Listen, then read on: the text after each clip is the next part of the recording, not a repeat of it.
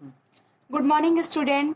ये आपका 12th class का सेकेंड चैप्टर है बायोलॉजी का।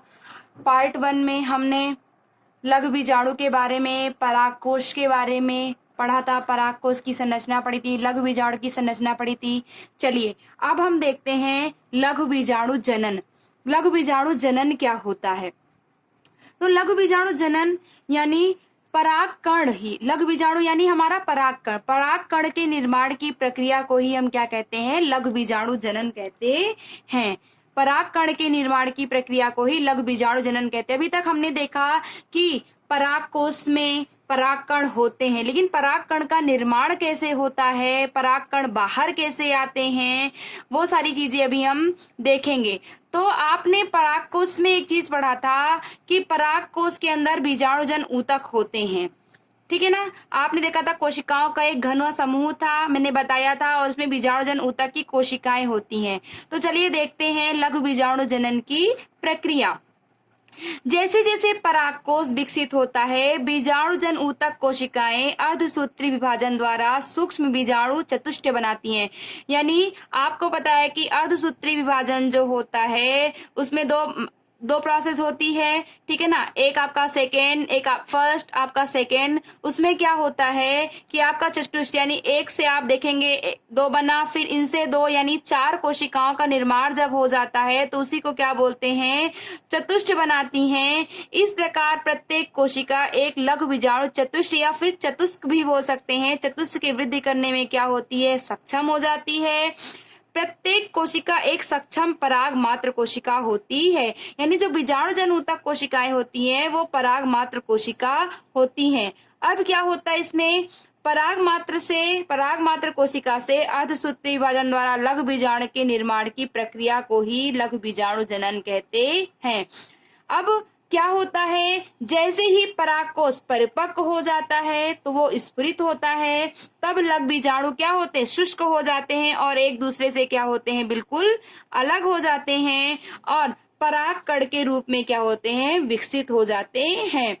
प्रत्येक लघु बीजाणु धानी के अंदर कई हजार परागकण निर्मित होते हैं तथा परागकोश का जब स्फुटन होता है तो परागकण क्या होते हैं? मुक्त हो जाते हैं। तो सिंपल सी बात यहाँ पे हमको क्या देखना है कि पराग मात्र कोशिका से अर्धसूत्री विभाजन द्वारा लघु बीजाणु के निर्माण की प्रक्रिया को ही लघु बीजाणु जनन कहते हैं। चलिए तो अब मेरा नेक्स्ट टॉपिक क्या होगा? परागकण क्या होता है? परागकण। चलिए तो परागकण क्या होता है देखेंगे। परागकण नर युग्मकोद्भव का प्रतिनिधित्व करता है। मैंने बताया था आप लोग को कि जो जयांग होता है हमारा, उसके अंदर अंड कोशिका होती है तो वो क्या करती है? मादा युग्मकोद्भिद का प्रतिनिधित्व करती है, जबकि परागकण हमारा नर युग्मकोद्भिद का क्या करता है? प्रतिनिधित्व करता है। परागकण में 2 स्तर होते हैं, एक होता है आपका बाह्यचोल, दूसरा आपका क्या होता है? अंतःचोल। परागकण सामान्यतः गोलाकार व्यास के होते हैं, जिनका व्यास लगभग 25 से 50 माइक्रोमीटर तक होता है। कई पौधे होते हैं जिनमें परागकणों की संख्या क्या होती है? अलग अलग प्रकार से होती है। एक कांच की स्लाइड पर एक बूंद पानी डालकर जैसे ही परागकण को हम छिड़केंगे तो उन्हें हम सूक्ष्मदर्शी से देख सकते हैं। परागकण का विन्यास, आकार, रूप, रंग एवं बनावट अलग अलग प्रजातियों में क्या होता है? भिन्न भिन्न होता है।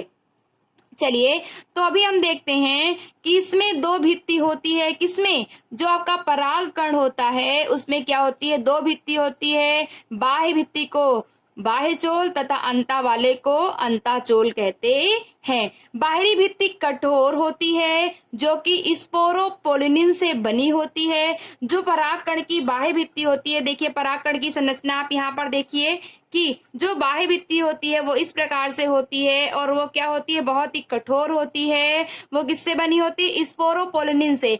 स्पोरोपोलिनिन से बनी होती है, जहां पर स्पोरोपोलिनिन का काम क्या होता है? ये उच्च ताप और सुदृढ़ अम्लों से क्षारों के सम्मुख टिक सकती है, यानी ये परागकण को क्या करती है, सुरक्षा प्रदान करती है।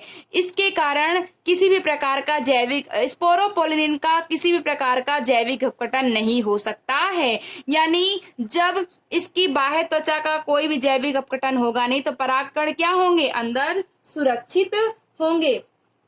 परागकण जीवाश्म की भांति बहुत ही अच्छे से क्या होते हैं, संरक्षित होते हैं। क्यों? क्योंकि उनमें क्या होता है, स्पोरोपोलिन का क्या होता है, आवरण होता है। परागकण की बाह्य चोल पर, जहां पर परागकण है, ये मान लीजिए ये परागकण है, उसका ये अंताचोल हो गया, ये उसका बाह्य चोल हो गया। तो जहां पर बाह्य चोल होता है वहां पर क्या होते हैं, रंध्र होते हैं, और उसी रंध्र पर क्या होते हैं, जनन छिद्र क्या होते हैं, विकसित होते हैं, उपस्थित होते हैं, जिन्हें क्या हम बोलते हैं, जनन छिद्र कहते हैं। यानी परागकण का जो आपका बाहरी चोल होता है उस पर कुछ रंध्र होते हैं, उसको हम जनन छिद्र कहते हैं, और वहीं से क्या होती है, जनन नलिका क्या होती है, बाहर निकलती है। और वो जनन छिद्र कहाँ पर होंगे, जहां पर स्पोरोपोलिन क्या होगा, अनुपस्थित होगा। परागकण बहुत दिनों तक संरक्षित रह सकते हैं क्योंकि उनमें स्पोरोपोलिन होता है। परागकण की जो आंतरिक भित्ति होती है, यानी जो अंदर वाली भित्ति होती है, वो सेलुलोज और पेक्टिन की बनी होती है और उसको अंताचोल कहते हैं। अब परागकण में अंदर की ओर क्या होता है, असमसूत्री विभाजन होता है, यानी इस प्रकार का विभाजन होता है, यानी समान रूप से नहीं होता। तो उसमें क्या होता है, जब विभाजन होता है तो एक कोशिका छोटी बनती है और दूसरी कोशिका क्या होती है, बड़ी बनती है। छोटी कोशिका को हम जनन कोशिका कहते हैं और बड़ी कोशिका को हम कायिक कोशिका कहते हैं। परागकण में दो केंद्रक होते हैं, परागकण की संरचना पाई जाती है। एक होती है जो बड़ा वाला होता है वो कायिक कोशिका, छोटी वाली जनन कोशिका। कायिक कोशिका बड़ी होती है जिसमें क्या होता है, प्रचुर खाद्य भंडार होता है, जबकि जो जनन कोशिका होती है वो क्या होती है, आपकी छोटी होती है। और कायिक कोशिका जीव द्रव्य में क्या होती है, तैरती रहती है। और जब परागकोश, जनन नलिका ऐसे नहीं निकलती है परागकोश में, जब परागकण वर्तिकाग्र पर पहुंचता है तब जनन नलिका का क्या होता है, निर्माण होता है, अन्यथा जनन नलिका का निर्माण नहीं होता है। परागकोश कई दिनों तक, कई वर्षों तक क्या होता है, सुरक्षित रहता है। सभी जीवों का, सभी पौधों का, गेहूं का हो गया, धान का हो गया, गुलाब का हो गया, सबके परागकण का जीवन काल अलग अलग होता है। क्यों? क्योंकि उसमें स्पोरोपोलिन की आवरण पाया जाता है जो परागकण की सुरक्षा करती है। चलिए आज के लिए बस इतना ही। अगले टॉपिक में हम परागकण के लाभ और हानि और उसके उपयोग के बारे में पढ़ेंगे।